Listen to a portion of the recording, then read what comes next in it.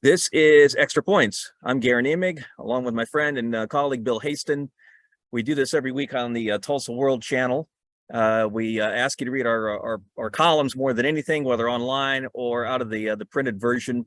But if you get time and you have any kind of interest, we also put together this little show every week that we call Extra Points. You can download on Apple, Google, or Spotify.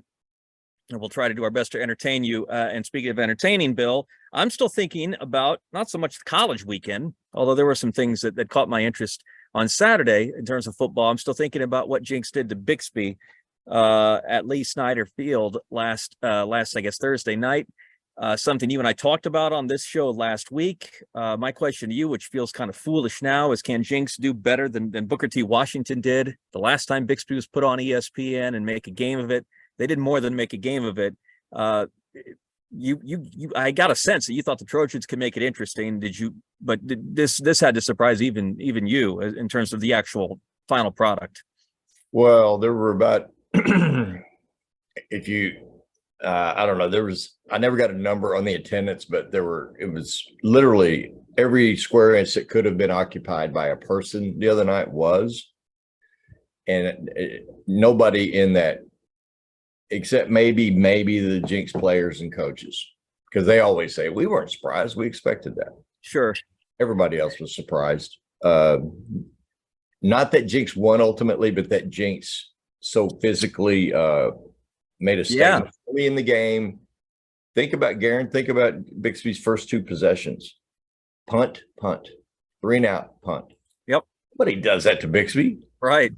I mean, so I thought, well, there's a small victory for Jinx right there, that they forced Bixby to punt twice in the opening quarter. Then there was the exchange of touchdowns, and then, but throughout that first quarter and beyond, there was a undeniable controlling of the point of attack by the Jinx offensive line. And that was the difference in the game. Barry Lewis and I watched the game from the end zone vantage point in a room in that football building. So we had the classic coaches film of the game, which really is a lot more revealing. And in some ways a better seat, really, for football. But you could see those lanes open up for Jaden Carroll and for Ike Owens, and you could see why Jinx was moving the football the way they were, because their offensive line controlled the game. And it was just an instant classic. If you take into account the streak, obviously you have to. That was the centerpiece of the whole event, was the streak, 58 in a row, state record. Sure. They had lapped the previous record of 48, and the Today Show had already been booked for this coming Friday to do a live segment from Bixby, right? And now Bixby loses last week, and I thought, oh, that's too bad. They'll lose their Today Show, their shot on the Today Show, but they're not. They're still going to do that. The Today Show will. At least one segment will originate from Bixby on, I forgot what time it airs exactly, but it'll be a live shot with all of the players and the cheerleaders and the band and of course, I still can't believe what I saw, because I saw a week earlier Jinx trailed by 14 against Broken Arrow with 7 minutes left at home. And I had already written 85% of a column that said Broken Arrow beat Jinx. This is no way for Jinx to go into Bixby week as losing to Broken Arrow at home. And then I had to rewrite that completely because Jinx rallied to win in overtime. And then Jinx gets hot last week. So now you ask, is it a 3-team tournament now instead of just 2? And I say yes. Because Jinx believes now they're really good, and that offensive line I was bragging about, that's the first time that combination of 5 guys has started together. And I asked Keith Riggs Friday, I said, is that your group going forward? And he was very sweet by not saying, yeah, you idiot. They're pretty good. But he said, yes, we're gonna go on with these guys moving forward. So Yeah, I mean, the first round of the playoffs are Friday in the big classes, but the district champions and have first round buys. Yeah. So Jinx does play though. Jinx does host the first round game. So it was an instant classic. Just an amazing ball game, and a really kind of an amazing high school football season. Really around here, classes 3. Well, I would say even going back to 2A, down to 2A, through the big school level. It's just, but Jinx, Bixby really put an emphatic bow on top of the football season. Now we go into the postseason. Well, that's what I was going to ask you. You referenced making this a 3-team 6A1 championship. I was going to ask you if you thought this was more of a one-off, that this was a matter of Jinx sort of, flexing and saying, oh, wait a minute, when people talk about football excellence, when it comes to at least, well, really the state, Tulsa Metro and the state, it's Jinx, it's not Bixby, because it's been Jinx, not Bixby for so many years. You want to talk about greatest team of all time. It's not Bixby, it's Jinx, 1997. You want to talk about win streaks. If you want to talk about coaching legacies, it's Alan Trimble. For as much as Lauren Montgomery has done, you know what I mean? Sort of a starts and ends with statement. And I didn't know if you thought that they were sort of, putting their foot down just one night to prove a point, or if you thought that has nothing to do with it. This is a team that's getting healthier, getting better, and is all of a sudden really dangerous for everybody, and not just one night at Bixby. The key word in what you just said is healthier, because they were so Jinx was so banged up with injuries through the first half of the season, and had 10 starters out in the Union game, and just and several key guys to this day are just won't play this year, or they're out for the season. So, but as Keith Riggs said the other day, we are now as healthy as we can be with the guys we have. And so,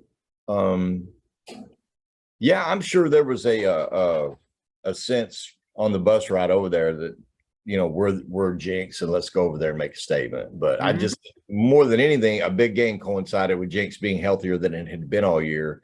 They make those changes on the offensive line. Ike Owens plays the best game of his life.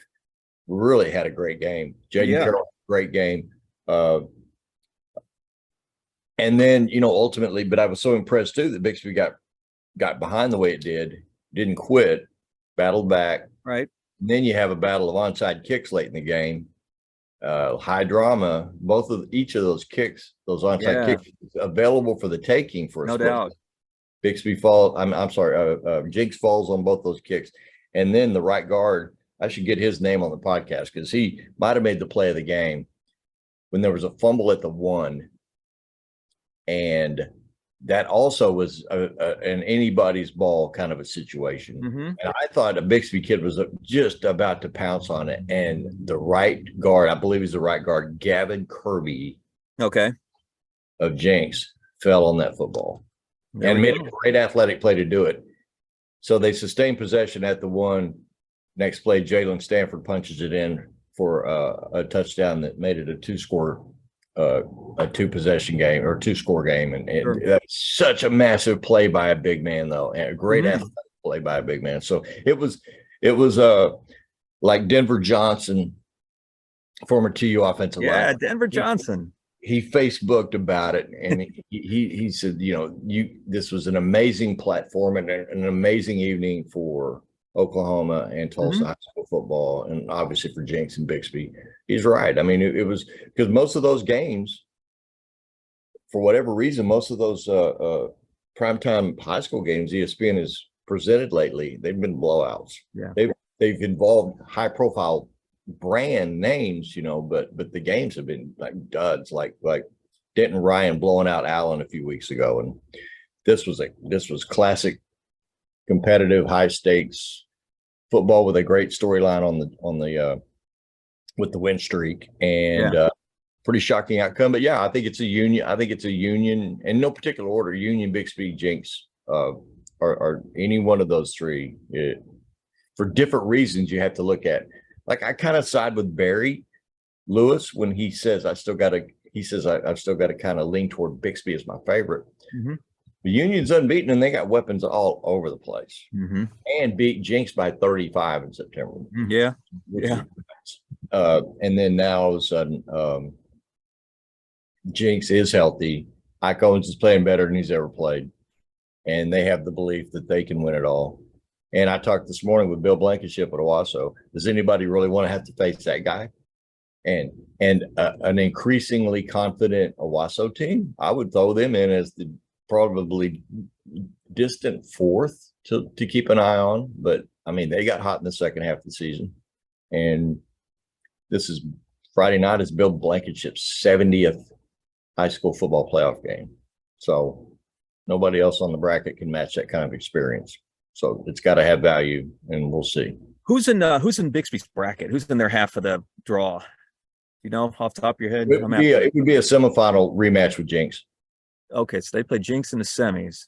They wouldn't have any kind of they don't have any kind of a dangerous situation before then, would they? I mean, not even. No. Okay, I didn't figure. I didn't think the class was that deep, right? No. It's we're going to have a rematch in 2 weeks. Okay, and it's going to be epic. It's going to be on a neutral field. And because I've seen it now, I'm not gonna say it can't happen again. But what the way Jinx won that game was such amazing physicality and beautifully choreographed blocking. Like I said, I mean, I wish I could kind of watch more games from that vantage point because it really is so revealing. But you have to ask yourself, or we'll see, did Jinx kind of draw a blueprint for others to attack Bixby in a certain way, or did Jinx just have an amazing night of execution and dominant football up front and then Bixby counters and says, okay, we know what went wrong and we fix that and we go back to winning games. Time will tell, but we'll get to see that question answered in just a few days, I believe. Yeah, well. What was it? What, ESPN kick you guys out of your spot up there in the press box? Is that what? No, we just knew the press box would be so jammed. Of the Tulsa World decision. Okay, that's good. No. We made the right play. Okay, good. Much more elbow room. No, we had a lot more elbow room, and the hospitality extended us was amazing. So it was really Bixby Public Schools did us a real solid. Okay, letting us work out of that building. It was, it was the full disclosure. It was the athletic director's office, so it was a pretty nice workspace for us. Because Bixby, God bless Bixby, but they have a 6A1 power program and a 3A press box, and so eventually they will fix that. They'll build a new building and stadium and all the rest. But it was. I can't wait to watch Jinx play again because this is an offense that a month ago had a real hard time scoring against anybody. And now, they got all this swagger and these healthy kids, and Ike Owens suddenly is, he feels like he can do anything and beat anybody. And so that's why I say you cannot overlook Jinx in the and everybody says that every year about Michigan State in the NCAA tournament. Tom Izzo's teams are so tough. Yeah, and then don't want to play against Izzo's team. I'd rather play against Michigan State than Jinx. I'm serious. I think Jinx is for real in this tournament. So, it's. By the way, I was thinking back on. I had to look something up, and then I thought the 08 football season around here for college football was really interesting. That was the 60-point Sooners, right? Didn't they score 60 in how many straight games or something? Right, broke all sorts of records, right? Kevin Wilson's original fifth-year offense, right? Okay, so I thought, wow, Tulsa was really good that year too. Anyway, I just thought it was interesting, coming off a weekend when everybody lost, including Arkansas, to Liberty. Liberty. I know Liberty. You probably shouldn't want to schedule them. So maybe that's Arkansas's fault for scheduling Liberty in the first place. I don't know when the game was scheduled, but still got to go win the game if you're Arkansas. Anyway. No, that's a heavyweight against a middleweight. Anyway, you were saying really, really good middleweight. But coming off a weekend when everybody got beat, and OSU just got embarrassed by another Kansas opponent, and OU came up short. Right. And just the self-destruction Sooners came up short again, and so it's a lost season. I mean, how many losses do these teams have now? 9, 2, 3, 12 losses combined. Is that right? The three. Oh, you talk about the three OU, OSU, Tulsa. Yeah, I think 12. So yeah, that sounds right. On this date in 2008, the Sooners, the Cowboys, and the Golden Hurricane was a combined. They were a combined 25-4. So, is this season miserable and underachieving, and yeah, all of that? But thankfully, it's an anomaly to have all three. I hope it's an anomaly. Yeah, we don't need. Let's see. Look, as great as it is to have the high school playoffs back, and I'm pretty pumped to see all sorts of interesting scenarios, not just in 6A1 moving forward. When the leaves start falling from the trees and you get a little chill in the air around here, you're supposed to at least have one school to really latch onto, right? And we've had at least one school. 2000. Well, you mentioned 2008 being so good. 09. Bill, you'd have to tell me how TU did in 09. I know that the two Bedlam teams were kind of middling that year. OSU actually, that's the season I still say was Gundy's best job of coaching because of all the injuries, and he still got 9 wins out of that team. But by the end of the season, you remember, I know you remember, you were ringside for that game, but 2009 Cowboys could not get a first down. I mean, they were like 23 of 27 on third down in Bedlam, and the Cotton Bowl loss to Ole Miss. So that's what led to Dana Holgerson being brought into Stillwater. Was that miserable finish offensively. Of course, the Sooners were doomed from the start because Sam Bradford's shoulder injury or collarbone injury in the first college game ever played at AT&T Stadium. And then TU took a big step back that year because Todd Graham decided he wanted to call the offense. Oh, okay. And then Todd Graham hired Chad Morris coming off of that. And then Chad Morris lights it up and then goes on to Clemson and so on. And so, yeah, it was a funky year, 09, but we're talking about a 9-win Cowboy team. And that was Nebraska, Texas in the Big 12 championship. So I don't remember. Was that the year OU played a bowl game? They beat Stanford in the Sun Bowl. Sun Bowl. So they lost. Toby Gerhart. Yeah, that's right. Toby Gerhart. That was the year that Bradford, Jermaine Gresham. They lost Bradford. They lost Jermaine Gresham before the year began. Then they lost Bradford before officially during the Texas game. That was it for him at OU. This is what you talk about when your teams have 12 losses by November 9th. Well, I'll fast forward to the present real quick because I want to ask you about this. This is something that caught my attention this week. OSU, we can come up with 10 to 20 legitimate reasons they're struggling now,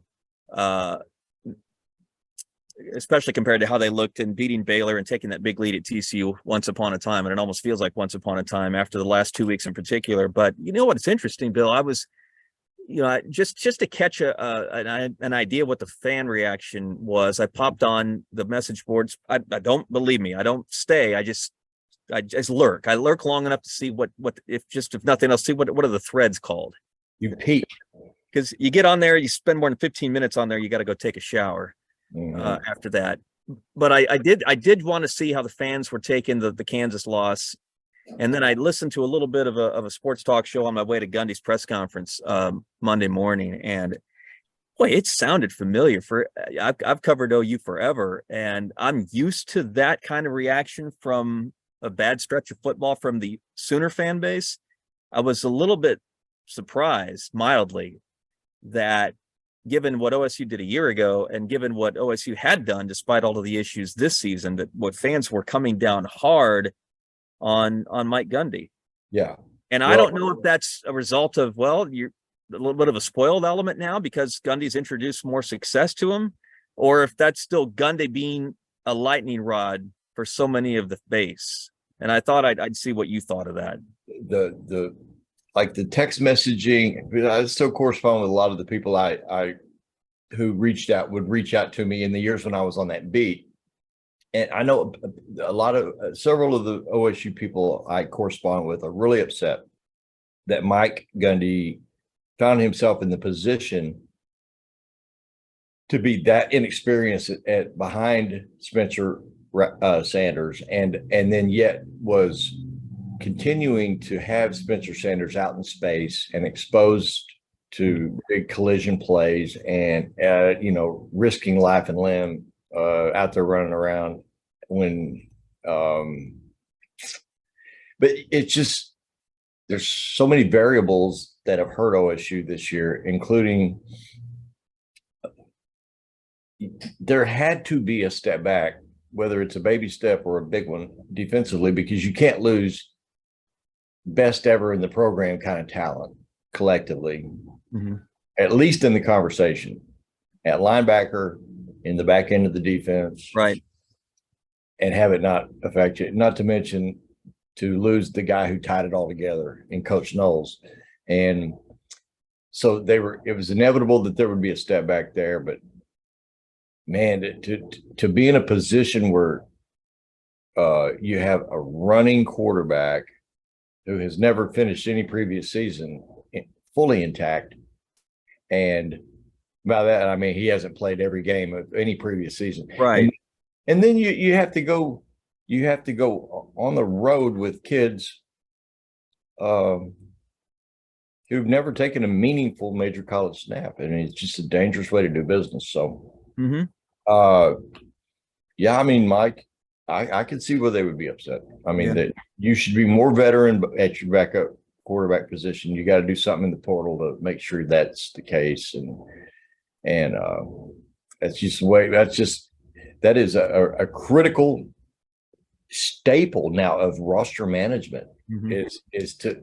I mean, how many games have we seen this year where a backup quarterback has ridden in to save the day? It's happened all over college football.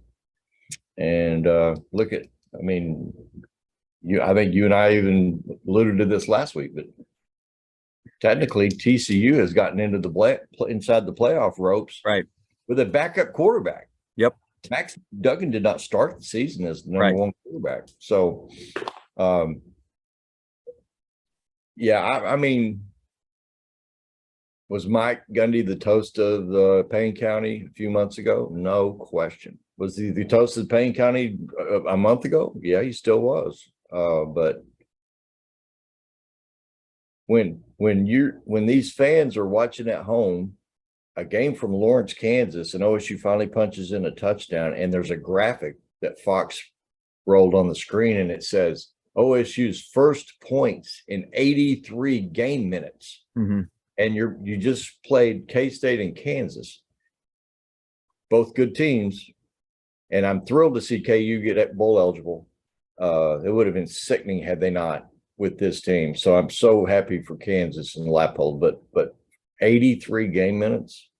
The Cowboys weren't playing 85 Bears and the 86 Giants. I mean, come on, man.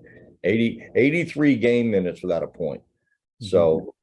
Yeah, I can see where the fans would be upset. I mean, it's not a hot seat kind of upset. It's okay to be upset, I think. We talked last week, and I was critical of Gundy leaving Sanders in when he did, as long as he did at Kansas State. That's still a mistake, and Gundy admitted it, I think, as much the following Monday at his press conference. Here's Bill. I think bigger picture, what he's going to have to do, because anytime the portal comes up, he lands on, I'm not a big portal guy. Actually, I think he's a medium portal guy. He's not like anti. I mean, Jalen Warren was a portal running back last year. Tay Martin was a portal receiver. Those are the two best skill players around Sanders or the most productive skill players that OSU had, right? Around Spencer Sanders. Christian Holmes, their ace cornerback, was a portal guy on defense. Israel Antwine, they picked up Colin Clay, they picked off in the portal. He uses it. He just, I don't think is as all in as other coaches. And I'm not saying he goes from, you know, a 4 or 5 to a 9 or a 10, but I do think this season is going to have to tell him something differently about his philosophy. I'm not saying ignore the high schools in Texas and Oklahoma in particular. I'm not saying at the expense of necessarily how you've been doing business for 18 years, because I'd be crazy to argue against what Gundy's mold is, given the success overall that he's had. But this year has got to show him, if not at quarterback, that you've got to start getting a little bit more serious about how the portal can fill holes that are going to come up. Yeah, that's got to be maybe his biggest philosophical change moving forward out of this season. Yeah, and I mean, and the truth is too, no matter how you feel about NIL and the portal, if you really, really do embrace it, then just own it, and that's fine. And that's what you should be publicly. You should embrace it. But if you don't really love either of those pieces or both, keep it to yourself. Mm-hmm. I mean, don't stand up there on Mondays at the podium and talk about it. So, but no question, he has to. I mean, Spencer Sanders has his COVID year left, right? He has the option to come back, right? Do you expect him back? I don't. Right now, I don't know, Bill. He's just a different guy. I wouldn't think, but I never asked him if he had serious designs on throwing an NFL pass. I mean, I don't know how he rates as an NFL quarterback. I don't either. And so, I mean, how important is that? And the other thing is, Kelly Hines, our OSU beat writer, had a story in the Today's World about him picking off an NIL deal with Basketball Joe. Yeah. So I mean, and he's not going to make $1 million off that, right? But what I'm saying is, it's not like you're the starving college athlete any longer if you're a quarterback at Oklahoma State. No, that's true. So I don't know what he's going to do. Well, when I guess that he won't be back, it's totally a football guess, right? Not a social or lifestyle or whatever. But right. I just if I'm him, I'm thinking, probably the Fiesta Bowl is probably as good as it's going to get, because it takes not only a great team but some luck to get into the playoff. Right. And after 5 years, there's a sameness, and for a young guy, and maybe you're just ready for a change. I don't know. It's a guess, but I'm just saying, if you do get a bonus year out of him next year, just, by virtue of the passage of time, makes you more veteran at those backup positions, but they still won't have had much in the way of game reps. I don't know. I mean, the best player of the Gundy era waited 3 years to get on the field. 3 years. That would never happen today. Never happen today. Brandon Weeden would not wait 3 weeks to get on the field anywhere today. That's right. Years, but he did. Yeah. And they should go ahead and put Weeden on that ring, that little fancy ring they're doing there at the stadium now. Put Brandon Weeden up there because he changed the program. Mm-hmm. He did. I would. What would be cool if anybody from OSU is watching, and I'll make sure they are, because I'm going to send Kevin Clintworth a link to this. They should induct onto that ring or include on that ring Weeden and Blackman, which is the first hashtag I can remember after I started on Twitter.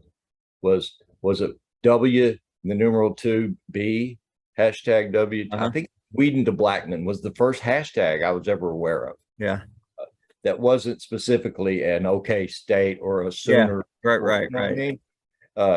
We're trying to start a movement of some sort or whatever, but it was Weeden to Blackman. And maybe it was even spelled out. I don't remember, but I think it would be cool to see Whedon and Blackman go in together. And I think it would be a great gesture for the university, maybe to extend some kindness to a guy who's had a rough last Yeah, day. no doubt about that. Yeah. No doubt about that. All right. I don't know what else there is to say about OU, Bill, before we get out of here. They are who they are. I watched Brent Venables' show in its entirety last night, and it was so interesting. The show, you mean like the one he does at the barbecue joint in Norman? Yeah, yes. With Tell me Plank. about that. I didn't catch it. It was good. I mean, it was it seemed in a sense kind of cathartic for Brent because I mean, Plank and Teddy Lehman barely even spoke except to kind of introduce or bring it back to commercial, and then just set Brent up with a question, and Brent would go, as you know, I mean, I guess he's like the most long-winded guy ever in football history, maybe. I don't know. Yeah. Isn't he a hard guy to transcribe? Like really, really, really, really long-winded. But it was really, really good. And you know, he talked about everything. I mean, he recounted in painful detail everything that happened in the Baylor game that was a swing play here or there. If you don't do this, you win that game. Or if you don't make this penalty, you're kicking a 30-yard field goal instead of a 55-yard field goal, ultimately, in that possession. Or he like 8 examples. If you don't do this, this happens. Or if you do this, I thought it was really, really, and it just goes to show you that there's, in every game, especially, obviously, most close games, there's like 3 plays that turn the decision one way or the other. And he seemed brokenhearted, a little angry, sick to death of getting beat, you know, and I know that any suggestion that he might not be up to it, he might not be a head coach, that's just garbage. I know we inherited a roster that was in tatters and a defensive culture that was I'm not sure what OU's defensive culture was before this year. I mean, we just kept thinking Grinch is building or something. I don't know. I just think the rebuild of the Sooners was a heavier task year one than Brent or anybody expected it to be. So I think he'll be great. I mean, didn't Bob lose 5 times in his first year? Yeah, and I'd say this. Here's the problem, and this is just the way things go. You talked about the turns the season can take. The problem is Venables' team was 3-0, and after taking care of Nebraska, you had people putting him in a playoff. Yeah. Well, that was just muscle memory, though. Right, but I'm just saying, you take the high that the fan base was on for the time he touched down at Westheimer Airport back in December, because this was the savior, coming to the rescue after what Riley did.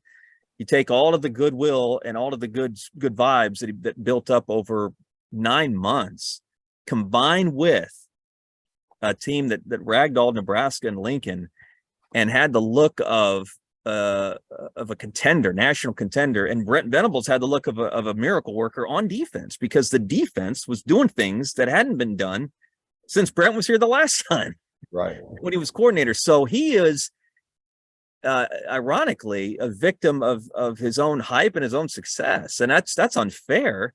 But I think part of his reaction, use the term brokenhearted. I think part of his reaction is he believed that he was transforming a lot of things in that program, a lot of things. And not to say that he ever thought it was going to be easy, but I think he thought it was happening. And what's taken place since that Nebraska game is the realization that a transition is hard, even at a place like Oklahoma, even for a coach as proven as Venables, a defensive coach. Yeah. Transitions are hard, man, and there's just no way around this one. There just isn't. And I think that's a lot for him to take, because he's one of the most competitive people I've ever met. Yeah, I'm sure it eats at him. And I just, but the turnovers and the run defense, Guerin. I mean, this is 4 games now this season. Right. The OU's given up at least 275 on the ground. Yeah, no, I know. Yeah. 119th in the country in run defense, last in the Big 12 by a mile in run defense. And you say, oh, they're running it well, though, but that Eric Gray run game doesn't counter. Yeah. Giving up 200 yards a game on the ground. The only thing that counters that is Baker Mayfield, Kyler Murray, Jalen Hurts, or Caleb Williams. Mm-hmm. Sorry about the last guy, but that's a fact. OU is not 5-4 if Caleb Williams is the quarterback, even with this defense. They're not. They're 7-2 maybe at worst, probably 7-2. But they are. When I say they are who they are, it's a team that's got a subpar defense still. That's going to take much more work, and they've got an offense that's very, very good, but not as good as it was when Lincoln Riley and even Bob Stoops toward the end of his run was overcoming lack of defense with just stellar offensive play and quarterback play. Just not happening. Not with Dylan Gabriel, not with this team. So anyway. It's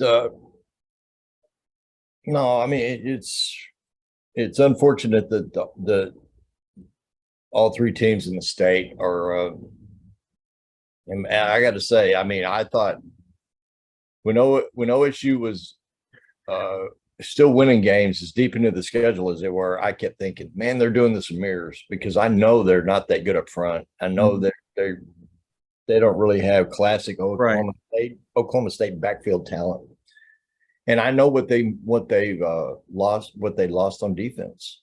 And I thought, wow, man, these are like Gundy said after the bowl, we got a logo too. They had some logo wins on their schedule where they just kind of found a way. But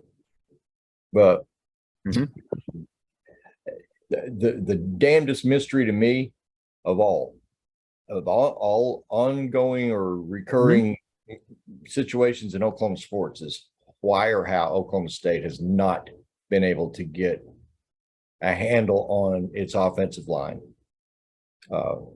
Really for 10 years, most of 10 years. I don't get that. I mean, was Joe Wickline? Is he Stephen A. Smith is hilarious. What's he talking about? Wickline? What did he say? Something? No. He's on. I've got him muted, but he's funny when he's funny even when he's muted, huh? Yeah. But I mean, Joe Wickline was they've just never been the same. And they've had a revolving door there. How many coaches have they had? Three since I've started writing about him. 4 altogether. 4 since Wickline? Yeah, there was a one and done guy in 14, and he left after the 14 season. Well, I asked Bill, I asked Gundy 2 weeks ago when it was brought up at his presser if the revolving door had anything to do with it, and he shut that right down. I said, you've had 3 since I've started writing columns about your program, and that's been since 16. So right, that's a little bit of a turnover situation. No, I guess I didn't expect him to say, yeah, we've been kind of screwed there, but he's dismissive of that. He says it's not the transition of coaches. So then what is it? Right. I mean, I know I've recited these stats so frequently over the year, or so much over the years, that I don't even have to look at the notes anymore. But from 06 through 12, they were either first or second in the league every year in rushing, and they were first every year in fewest sacks allowed. Mm-hmm. And Brandon Weeden, in his 26 game career as a starter, I think he was sacked 20 times. And I can't even say that with all certainty because they gave up 20 sacks. Maybe his backup in a couple of blowouts got knocked down a few times. I don't know. Yeah. But they just didn't. I mean, Brandon Weeden, his uniform never got dirty. Yeah. And then only a couple of years after that, 14 season, they gave up 40 sacks. 15 season, 32 sacks. You got a Mason Rudolph out there as a developing NFL potential type of guy, and lighting it up in the passing game and just getting the what beat out of him every week. So I don't understand why they haven't been able to. I mean, you still got Rob Glass there to develop these guys, Right. but why haven't you gotten the right either combination of big men or the right? I don't know. I don't know what the answer is. I Yeah. just know they won a ton of games from 06 through 12 because of their offensive line. And I saw it time and again. And I saw them go to College Station on a hot day, come from behind from 17 down at halftime, and wear A&M out in the second half. And A&M's guys had their hands on their knees, and OSU's big men were standing tall. Mhm. And you just don't see that anymore. Yeah. That to me, if you could have combined that kind of offensive line with a healthy Spencer Sanders, if you could have that kind of offensive line last year, you're looking at a playoff team and maybe a champion. I don't know. I don't get why this has been a 10-year thing for Oklahoma State. All right. Well, we'll work on this mystery and a few others between now and next week's show. Folks, thanks for reading. Thanks for listening and watching if you choose to do it that way. Bill and I will be back next week to discuss round 2 of the high school playoffs. And I suppose we ought to talk about Bedlam. It's all of a sudden it is next Saturday in Norman. So we'll go back and yeah, no kidding. Where'd the season go? Sooners and Cowboys get together again. We'll discuss that. I wonder what the early line is on that game. I haven't looked. I would guess OU by 4. I would guess 3.5. I don't know. A lot of these last 2 performances by the Cowboys, I bet it's 7.5.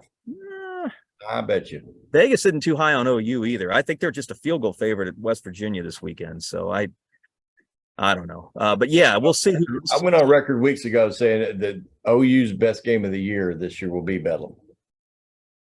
They will show up and have their best game of the year in Bedlam. Well, right now the OU's best game beats OSU's, and I might have said the opposite before the Cowboys went to Manhattan, Kansas. But now there's no way around that fact. So anyway, we'll talk about this more in detail next week. Thanks very much, folks. Seriously, enjoy the rest of your day.